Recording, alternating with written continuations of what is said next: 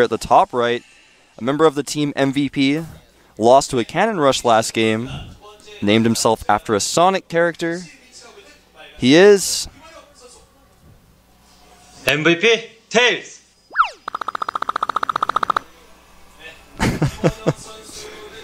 I like that. That's one of my favorite ones. His opponent, though, I'll get a shot of that little plank with Tails on it first.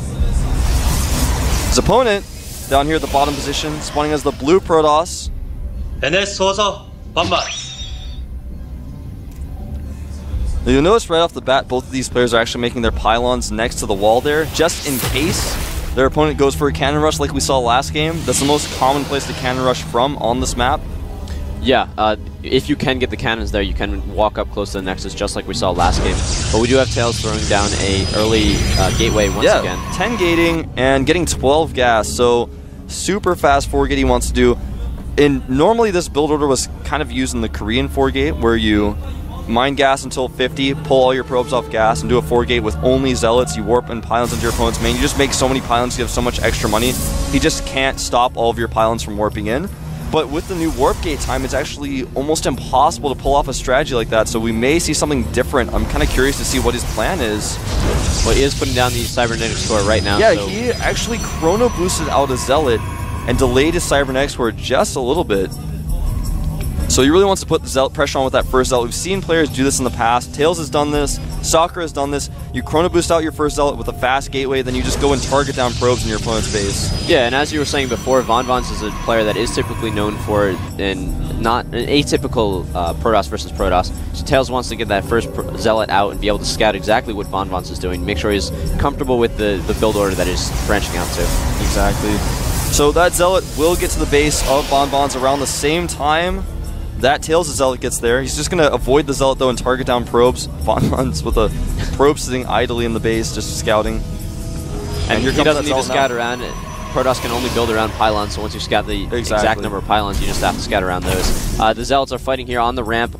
vanvanth's zealot is actually going to force Tails' out, but Tails did get able to sneak up and see exactly that there is a standard build coming out here. Yeah, he wasn't able to really see a whole lot. He just saw that first gate. He probably would have run in and tried to attack probes, but he just took 2 hits on the ramp, and if you do that, you're just not, it's not even worth it to get in there. The probes are going to micro away. Right now, Tails sending his Stalker out, though. Chrono boosting his warp gate research. He has added a second gateway, but none other. Hasn't added his second gas yet either, whereas vanvanth has added his. And the other interesting thing to note about this game is because vanvanth had chrono boosted out that first zealot, he was able to get his Stalker out even faster than Tails, or out faster than vanvanth as well. So we're going to get a little engagement going on here in the middle. He is almost going to be able to take down this first Stalker. If he can take that down, that'll be huge. 2 pylons going down. The probe does get killed, so no more pylons will be coming in. But that's exactly what he needs right now. And he is forced to back off a little bit. He's actually only got 2 gates. So he's going to just warp in as many units as he can off of those 2 gates when warp gate finishes. If he can keep these pylons alive, that is. One pylon is going to go down. The other one is still going to be able to get up, so he can throw down 1 wave of warp. Zealot goes down, so it's 2 Stalkers against 3. Until these 2 warp, and it's going to be 4 against 3. They're going to run up the ramp here. He needs to attack now. Going up, targets down the weakened Stalker. No, doesn't target it down.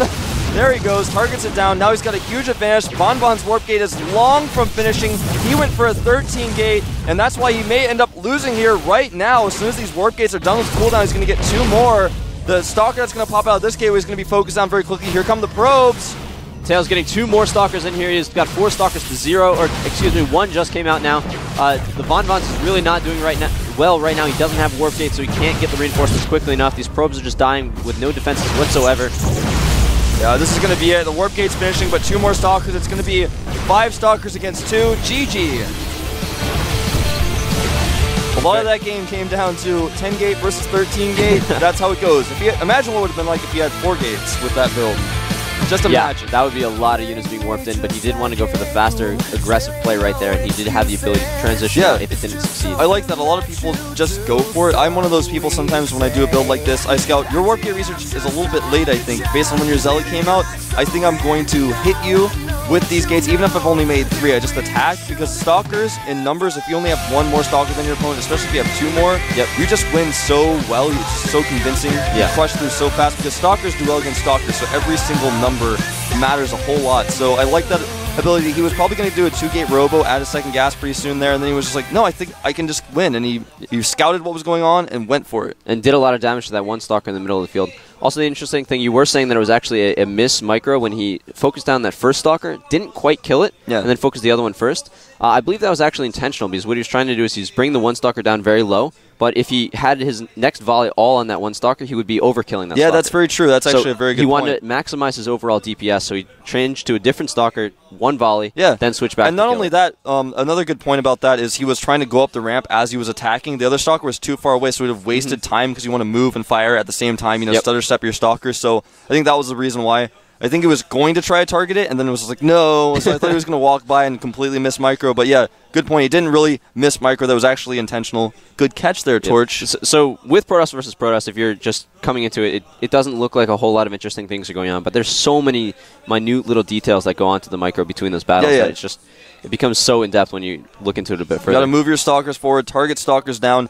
If you make your gateway at 10, your opponent has to know that. Otherwise, he's going to die if he doesn't warp gate. Chrono boost every single chrono boost on his warp gate. He went for a 13 gate. That's very, very risky. You get a little bit of extra mining with that, but it's not ideal because it reduces your warp gate research time so much. And you end up losing a bunch of probes anyway, so that extra mining time is useless. It's pretty bad. So 10 gate, or 13 gate rather, not very safe against a 10 gate. All right, we're going to jump into the third game here on Belcher Beach.